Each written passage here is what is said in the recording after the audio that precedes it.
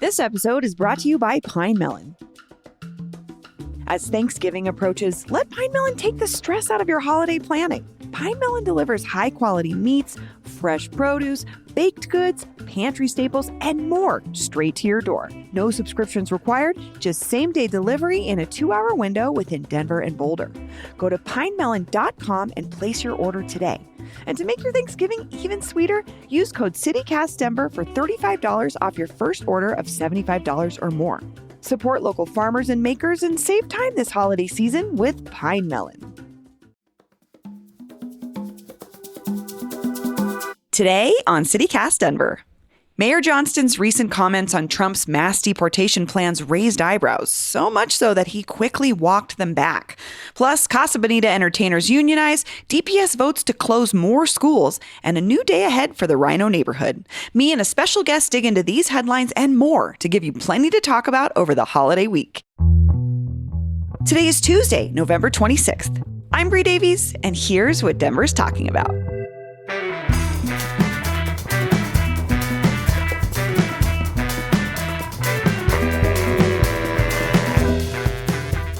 Westward editor Patty Calhoun, good morning. Good morning.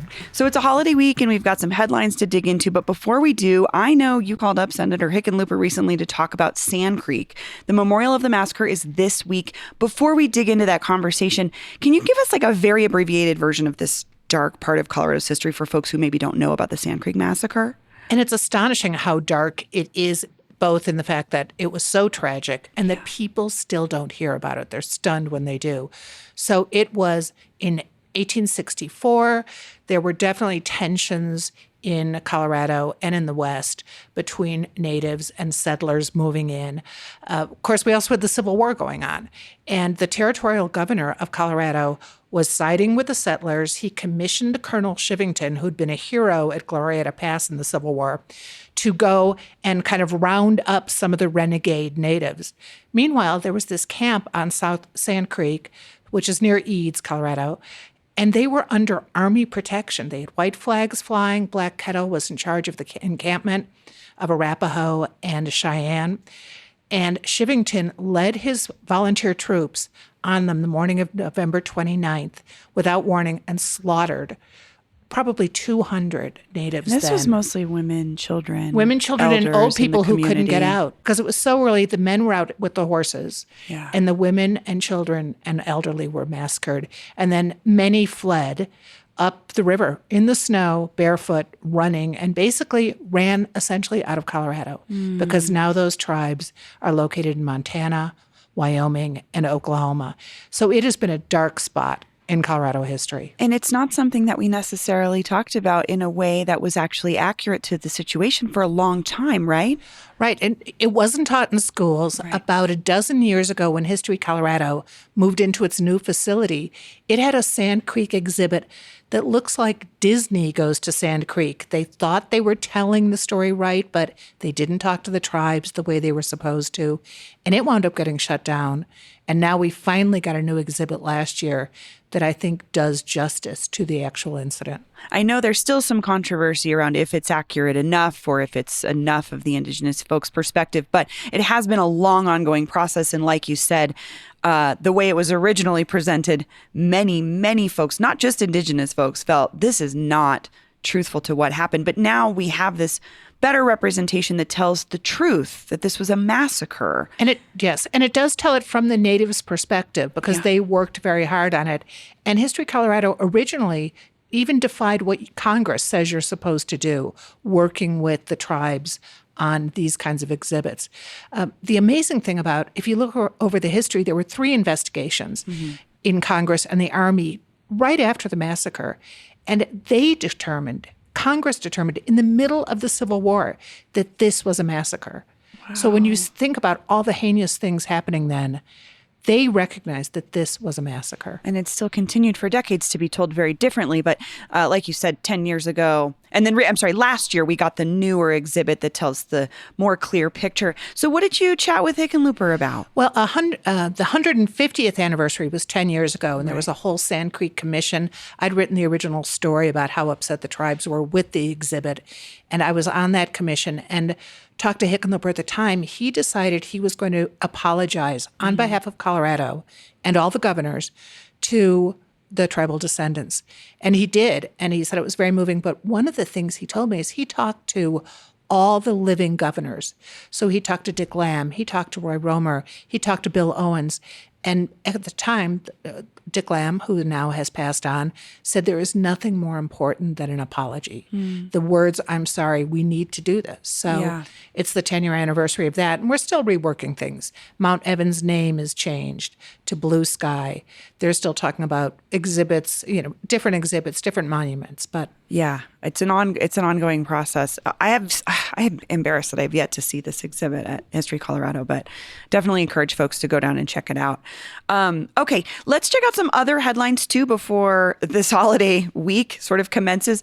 Really quickly, so Mayor Johnston made some comments to Denverite last week in response to Trump's promises to start this mass deportation, which he had previously dubbed Operation Aurora. Johnston said to Denverite, quote, "More than us having DPD stationed at the county line to keep them out, you would have 50,000 Denverites there," Johnston said. "It's like the Tiananmen Square moment with the rose and the gun, right? You have every one of those Highland moms who came up for the migrants, and you don't want to mess with them." What did you make of this statement, Patty? I made that maybe he hadn't thought it through quite the way he should have. Really he said it to Kyle Harris. Visual. Yeah. You and I both worked with Kyle. Yes. Good reporter. He got it right. He didn't misquote him. Trump, when he was in Aurora at that rally, announced he was going to do Operation Aurora. Yes. He wasn't kidding when he talked about mass deportation on the first day in office. Whatever form that's going to take, he seemed pretty serious about it. And to think that the mayor of Denver can line up 50,000 people, including Highland mommies, at the border. Even, I don't know what we would do, just like not let them come in to go to Meow Wolf if they wanted. They can do anything they want in Aurora, and Denver can't stop them. Yeah, I think, and that picture itself was a little disturbing. Also, just like, let's line up the moms that were doing on the ground work, but also this reference to an extremely dark period in world history felt a little wrong. Well, and it's going to be a dark period if this happens, and I think it's going not to undermine what we are actually concerned about here. Right. I think it's going to, but what can Denver really do to stop it? I mean, that's the other thing. It's happening in Aurora. Now, if they come into Denver, there are going to be issues there, and that would be different. But look at what the Highland mommies did and the other people who really stepped forward to help migrants. They were helping those people. They weren't necessarily defying the country. No, I think that was the really beautiful part about this moment was a lot of Denverites and Coloradans across the state felt mobilized to do what they could with what they had. So that was, these moms organizing clothing drives, food drives, making food, helping some of these folks get work, driving them to jobs, like just doing mutual aid work, essentially, which is sort of different than what this sort of picture is. It was very painting. personal. They wanted to help these people. It was person on person. It was not political. Yeah, and I do want to say that Johnston did walk back this statement in a conversation with 9 News. He said, quote, "Would I have taken it back if I could? Yes, I probably wouldn't have used that image," Johnston said. "That's the image I hope we can avoid. What I was trying to say is that this is an outcome I hope we can avoid in this country, and I think none of us want that." So, I mean, this is one of those things we're watching as the new administration comes in, for sure. And it's something that I think a lot of us are worried about here in Colorado having a direct impact. But we'll see, and we'll see how leaders respond. Well, and what people have missed, there have been deportations. There were deportations during Trump's administration, deportations during Biden's administration, and during Obama's.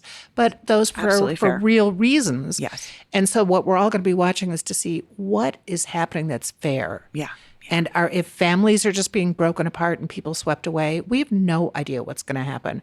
But I don't think we have to call on the Highland mommies to be our first line of defense. No, and we're amazing work that those women did and are continuing to do. And I will say, we have a list on our website. I'll share a link in the show notes if you want to find out more ways to help folks in this new age of this next administration. If you're feeling energized or scared and you want to help folks, there's a ton of organizations already doing that work. So we'll point you towards them.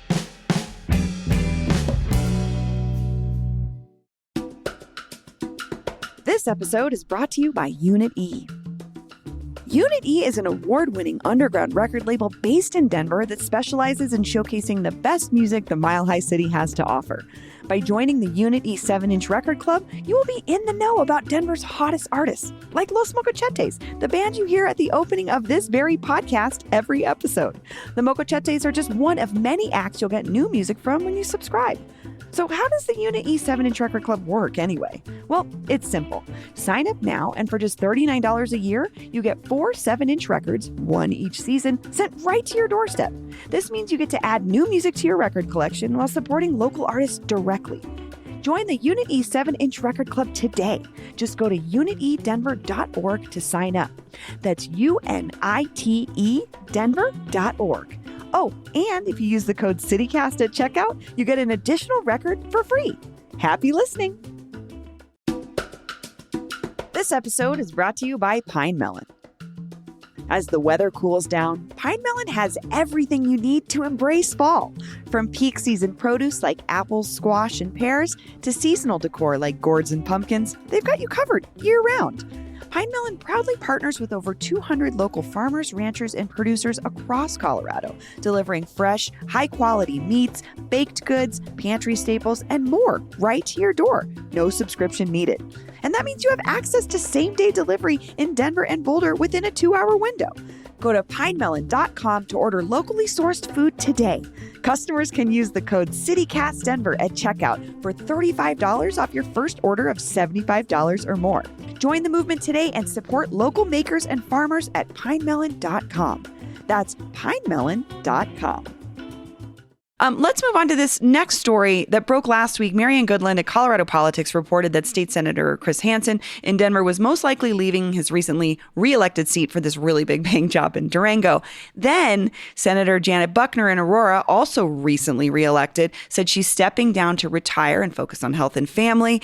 So then along with these two Dems, State Senator Kevin Van Winkle in Highlands Ranch is stepping down because he was elected to Douglas County Commissioner this year. What do you make of this whole situation, Patty, with these movements right after folks were just reelected? Van Winkle's makes a little more sense. It's more traditional because he was running for another office. Okay. But that's fair. He wound up in that other good context. He wound up in that other office. But you wonder who would make this run, who would go through all the campaigning. Right. With not knowing, I mean, you know if you're thinking about leaving because you leave within 2 weeks of winning your seat again.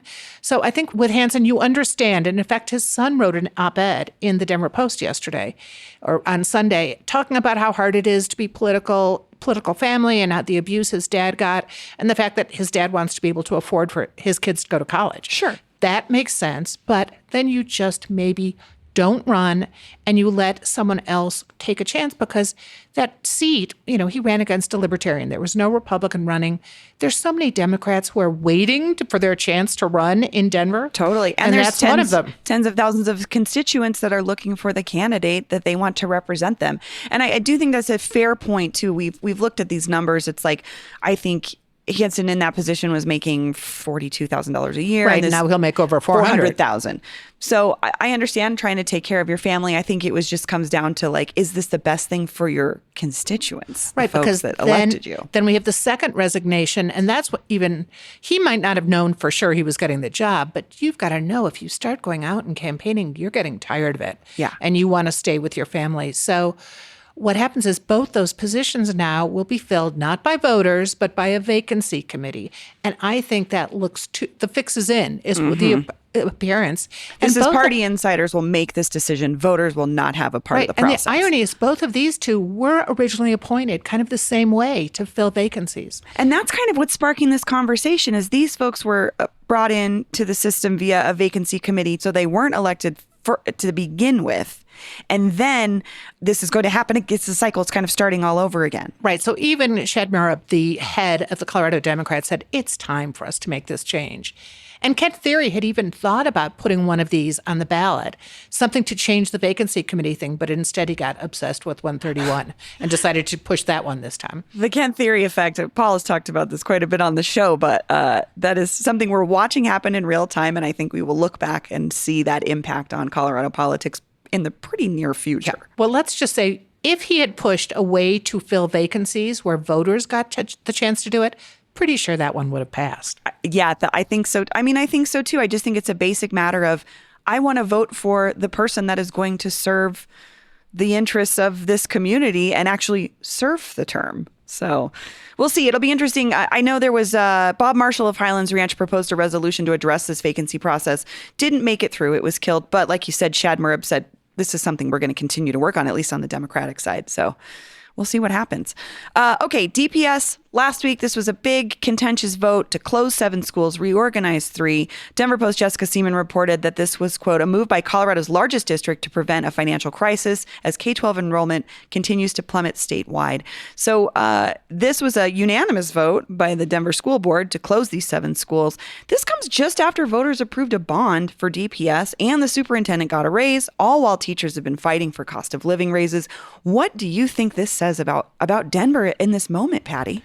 Well, it says a lot about the calendar that they waited to do the vote on the closures until after the bond passed because it might not have otherwise. Totally. You saw some very upset parents, and they're going to continue to be upset. You also have the issue of the dropping enrollment. What I haven't seen yet is how the migrant children who were added to the rolls last year, if is that dropping, has that leveled off? Will that have an effect? And they said that it had, so far, it hasn't had much of an impact. Like, I think there was a lot made of the injection of this amount of new students coming in, but overall, it didn't tend to shift some of these schools, at least these particular schools' enrollment numbers.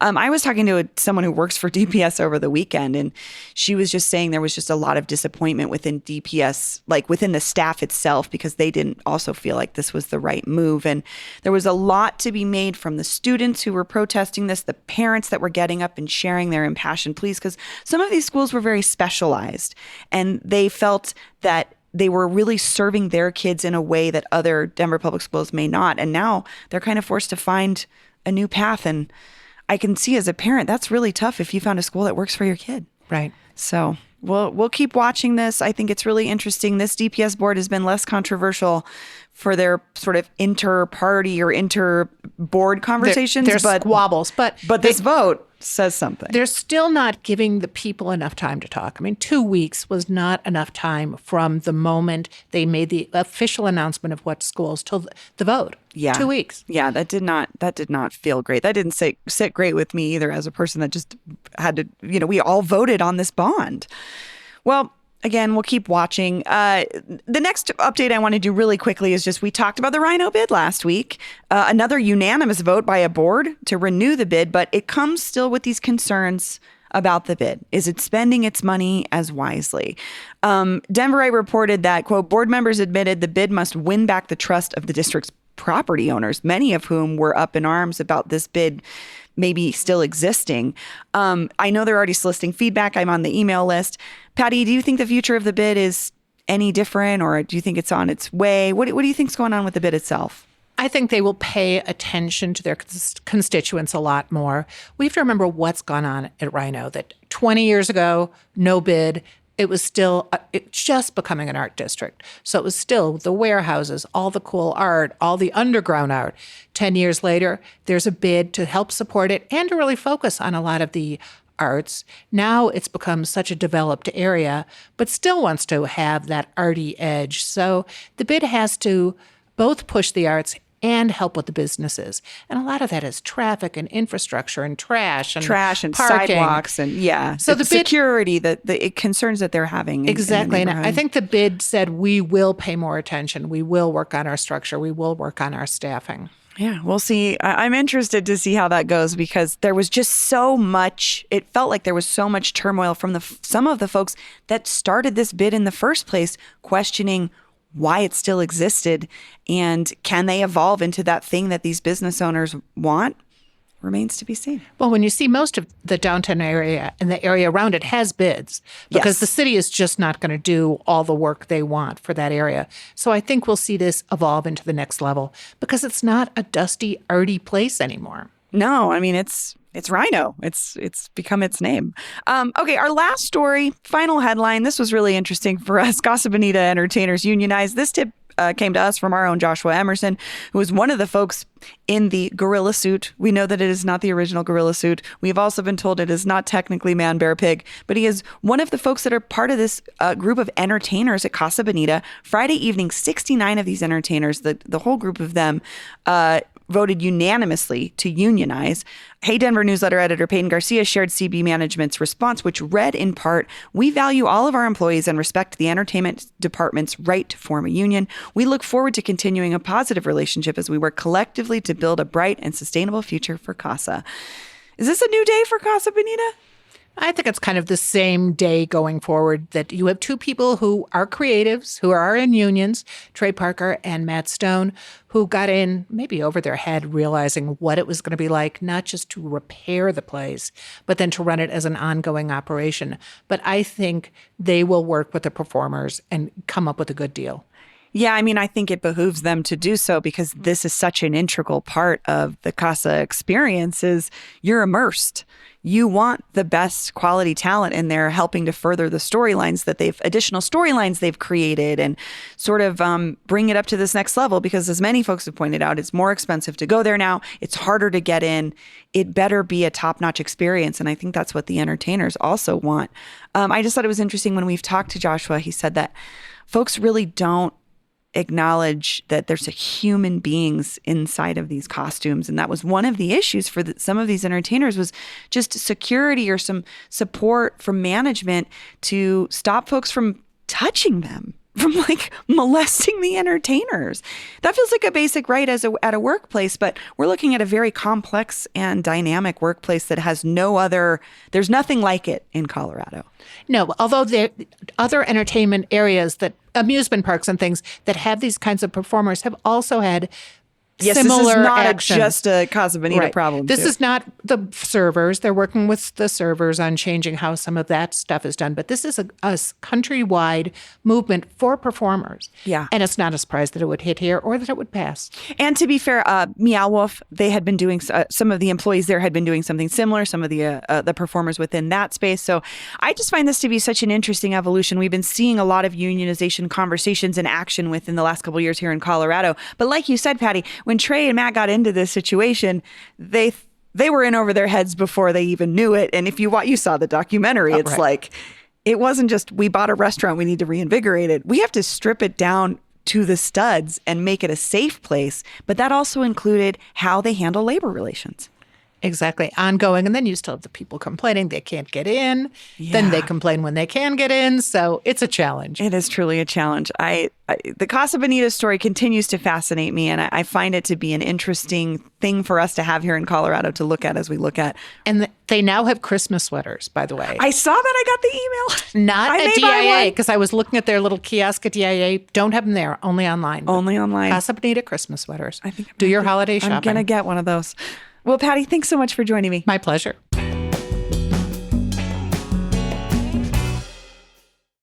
This episode is brought to you by Etsy. Oh. Hear that? Okay.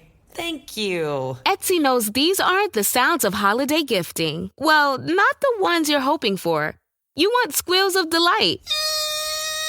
Happy tears. How did you? And spontaneously written songs of joy. I am so happy. Oh yeah, oh yeah, oh yeah. Okay, the song needs a bit of work, but anyway, to get those reactions, make sure everyone on your list feels heard with handmade, handpicked, and designed gifts from small shops on Etsy. Gifts like personalized jewelry, custom artwork, cozy style items, vintage pieces, and home decor to celebrate all of your favorite people and their specific kind of special.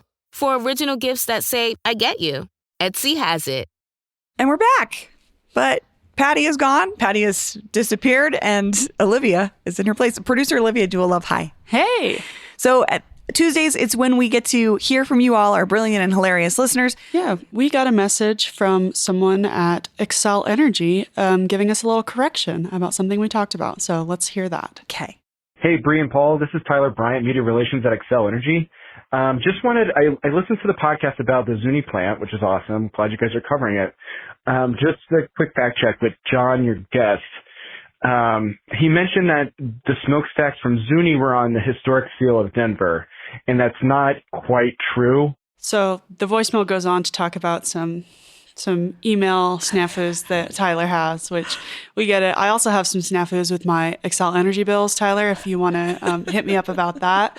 But Tyler actually wrote us an email with some more info, Bree, if you want to tell us a little bit more about the actual smokestack tea. Yeah, he sent us to this defunct, I think, Denver Gov page that had detail on what the smokestack actually is. So it says the Omaha and Grant Smelter smokestack, depicted in the seal design, was built in 1883 on the east bank of the Platte River. The tall smokestack, built in 1892, was for years the world's tallest structure. Crazy.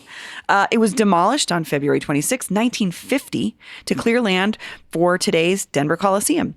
Denver's view of the Front Range of the Rocky Mountains is shown as a background with the rays of sun lighting the sky. So it is actually the Omaha and Grant Smelter smokestack, which no longer exists. Wow. So thank you to Tyler. Thank you to our longtime listener and friend Stan and some other folks that wrote in.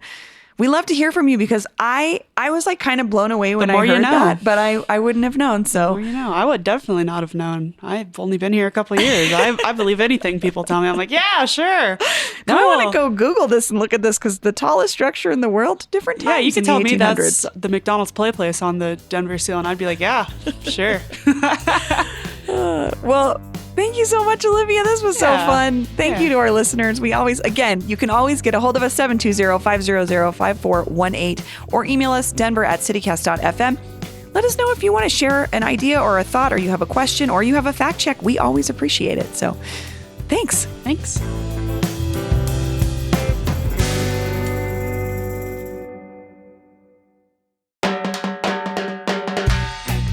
That's all for today here on CityCast Denver. If you enjoyed this show, why not take a minute to tell Senator John Hickenlooper about us? Rate the show wherever you get your podcasts and subscribe to our morning newsletter and learn more about us at denver.citycast.fm.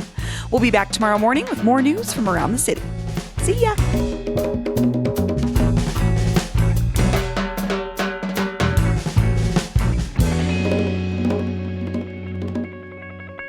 And a new day ahead for the son of a. Let me do that again. Sorry.